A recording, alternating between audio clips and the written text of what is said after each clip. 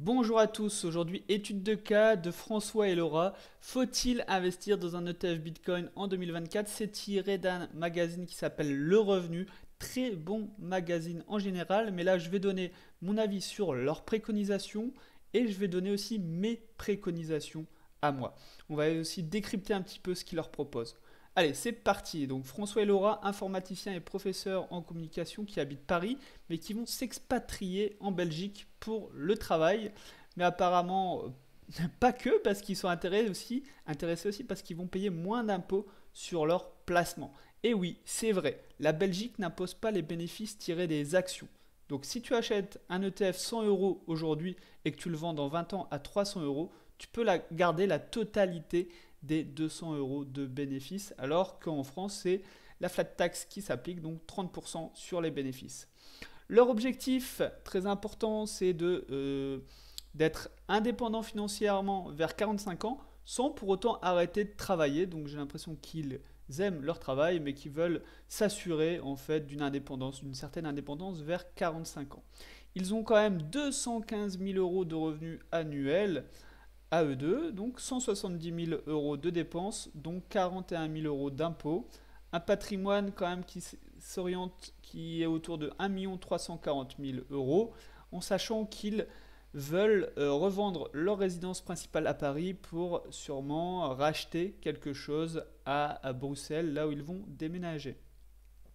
Voilà, préconisation du revenu. Eux, ils leur préconisent, c'est vrai, de se diversifier et d'investir en bourse via un ETF MSCI World et d'investir environ 2000 euros par mois, un petit DCA. Là-dessus, rien à redire, c'est plutôt une bonne idée de se diversifier, surtout quand on est jeune comme François et Laurent, en bourse, quand on a une vision long terme. C'est surtout ça l'important. Il leur préconise aussi d'acheter 2 places de parking pour les louer. Bon, ça, je suis moins fan de l'idée, surtout sur une gestion à distance, d'acheter à Paris alors qu'on déménage à Bruxelles pour un premier investissement. Je vois pas trop ce qu'ils vont faire avec ces 2 parkings à gérer à distance. Pour moi, c'est plutôt source d'emmerde qu'autre chose que de véritables revenus. Autant acheter des places de parking à Bruxelles, hein.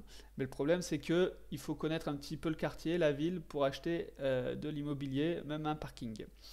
Ils vont aussi leur recommander de s'exposer aux cryptos. En tout cas, c'est la demande de François qui demande comment je peux faire pour investir. C'est vrai qu'il y a eu un ETF Bitcoin, mais l'ETF Bitcoin, en fait, il est coté aux US. Il n'y a pas les documents qui permettent aux Européens d'investir sur cet ETF, malheureusement, hein. Vous en avez entendu parler, BlackRock, euh, Fidelity ont lancé un ETF, mais pour les Européens, malheureusement, la réglementation oblige en fait les émetteurs à faire une documentation en français. Et bien sûr, ils n'en ont rien à foutre, les Américains, de nous, un petit marché européen. Et donc, on n'y a pas accès. Mais ils leur proposent d'autres moyens d'investir, effectivement, dans les cryptos, dans des fonds cotés. Et donc, moi aussi, ça m'a intéressé de voir ce qu'ils proposaient, des fonds disponibles pour les Français. Et donc, il y a un premier fonds qui s'appelle le Millennium BTC Equities. Il le recommande. Alors, ce qui est intéressant de voir quand on vous propose un investissement, c'est le code ISIN. C'est la suite de chiffres et de lettres. Ici, vous tapez sur Internet et vous allez retrouver des informations. Il y a un site aussi JustETF qui recense tous les ETF ou la grande majorité des ETF. Et là, ce qu'il faut voir en fait, c'est les frais par exemple, la taille du fonds. Alors la taille du fonds, moins de 7 millions d'euros, c'est vraiment ridicule. Visez plutôt des fonds à 100 millions d'euros minimum. Pourquoi? Parce qu'il y aura peu de liquidités. Le fonds risque de fermer parce qu'il ne rapporte pas assez à la société de gestion. Voilà. Les fonds annuels, 0,75%, ça reste des cryptos, donc ça va encore. Bien sûr, pour des indices mondes, on est aux alentours de 0,15, 0,30.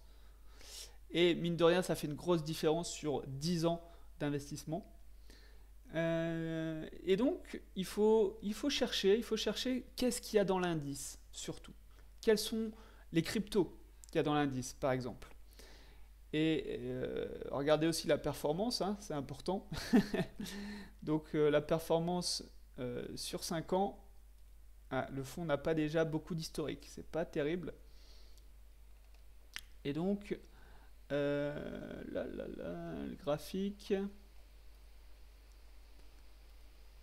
plutôt une bonne performance. Qu'est-ce qu'on va regarder? Donc, moi, je me suis renseigné, j'ai été sur le site de l'émetteur Mélanion BTC et on a toujours une fact sheet. Ça, c'est très important. Un document qui regroupe les informations clés d'investissement pour ce produit financier. Et là, on se rend compte en fait que c'est un ETF qui a en fait 30, au maximum 30 constituants. Il a 30 entreprises en fait. On se rend compte qu'il a 30 entreprises liées en fait à l'industrie du minage. Donc ils le disent aussi. Donc c'est des compagnies liées à l'industrie des cryptos. Donc il y a du minage, il y a des crypto-banques, du crypto-mining, des blockchain technologies. Bref, on va avoir ça en fait comme entreprise. Bakkt Holding, Bitfarm, Argo, Silvergate, Marathon, Galaxy. Donc en fait, on se rend compte qu'il n'y a aucune crypto-monnaie dans cet ETF. Bien que son nom puisse porter à confusion et bien que le revenu préconise ça, derrière, on n'investit pas du tout dans les cryptos. On investit dans des entreprises liées autour des cryptos. Ça n'a rien à voir, mais vraiment rien à voir. Donc pour moi, là, c'est fausse route du revenu. Hein. On ne préconise pas ça, c'est pas du tout des cryptos. Voilà, le deuxième fonds, par contre, 21 Share Crypto Basket Index. Donc pareil, on retrouve une petite fact sheet. On a déjà un peu plus de fonds investis là-dedans, 3,5. On a 2,5% de frais annuels.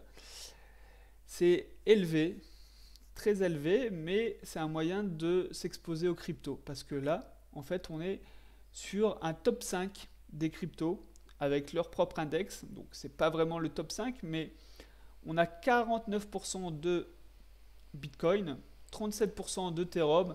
Donc, clairement, on a le top 2 des cryptos. On a plus de 85% de crypto. Et le reste, c'est du Solana, bonne crypto, XRP et Polkadot. Là, par contre, je suis beaucoup moins fan, mais bon, ça ne représente que 6% du portefeuille. Ça, c'est des crypto-dinosaures qui vont rien, qui ne bougent pas, qui vont pas faire de plus haut et qui n'ont pas une meilleure performance que le Bitcoin. Mais bon, je trouve quand même que cet ETF, eh ben, il est pas mal pour s'exposer aux cryptos, au final. Hein. Je dois le reconnaître. 85% d'exposition BTC Ethereum, franchement, c'est pas mal. Vraiment, vraiment pas mal cette préco du revenu. Il y a d'autres ETF liés BTC, mais pareil, il va falloir rentrer dans les détails, hein, comprendre ce qu'il y a derrière exactement, de quoi est composé cet ETF. Je vous mettrai un petit lien dans la description pour voir tous les autres ETF liés aux cryptos. En fait, il suffit sur juste ETF de taper crypto et de regarder un petit peu les ETF qui ressortent. Moi, je vous dis trier déjà avec les fonds en gestion. Moins de 100 millions, ben, pour moi, c'est pas intéressant. Voilà, bref. Donc, on était sur les préconisations du revenu. On a terminé les préconisations du revenu. Et là, on va arriver sur mes préconisations. Alors, mes préconisations, ça va être pourquoi vendre leur RP à Paris. Là, je ne comprends pas pourquoi ils veulent vendre leur RP, leur résidence principale à Paris. Pour acheter à Bruxelles, j'imagine, mais rien ne les presse d'acheter à Bruxelles. Ils viennent d'arriver dans la ville, ils ne connaissent pas la ville, ils ne savent pas si ça va leur plaire, ça va être des nouveaux boulots. Donc moi, je leur recommanderais plutôt de louer dans un beau quartier, se faire plaisir, un truc bien placé pour bien kiffer, bien profiter de Bruxelles et attendre de voir si le pays, la ville leur plaît, tout simplement. Plus, ils n'ont pas d'enfants encore, donc qu'est-ce qu'ils vont acheter un 2 pièces pour après racheter un 3 pièces, pour après racheter un 4 pièces. Bref, il n'y a rien qui presse. En plus, s'ils veulent vraiment mettre un pied dans la location, dans l'investissement immobilier, eh ben, ils pourraient louer leur résidence principale, bien sûr. Et là, ça leur ferait des revenus complémentaires tout de suite pour augmenter leur niveau de vie. Hein. Pourquoi pas? Pourquoi pas? Je suis sûr qu'ils pourraient louer leur résidence principale à un très bon prix qui leur permettrait de se loger pratiquement gratuitement à Bruxelles. Hein.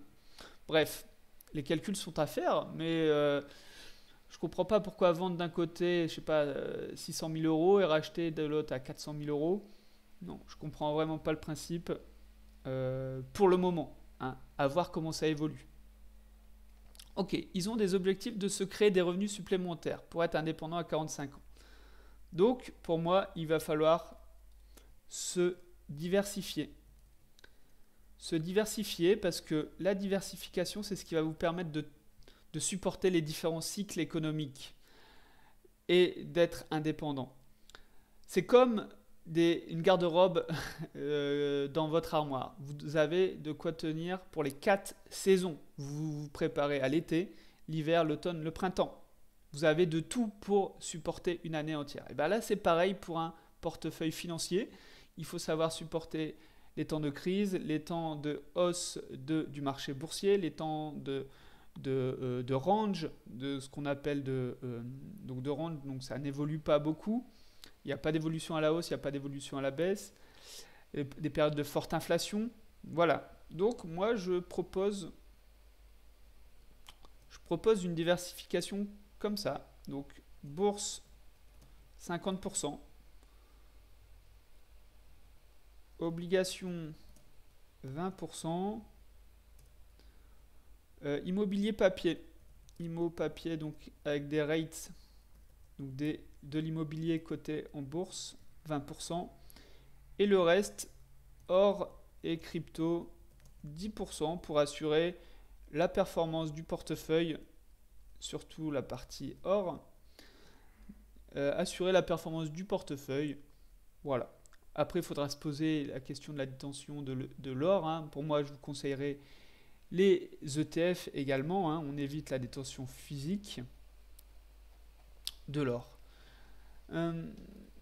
Voilà pour mes préconisations pour ce couple. Renseignez-vous si vous voulez investir dans les cryptos et pensez surtout à un plan, une stratégie d'allocation, diversification d'allocation si vous voulez tenir, être indépendant financièrement assez jeune, assez vite dans votre vie. N'hésitez pas, si vous avez des questions, si vous avez envie que j'étudie votre patrimoine, de me poser toutes les questions à nathan@investirpourreussir.fr. J'y répondrai avec plaisir. Je vous dis à la prochaine et de bons investissements.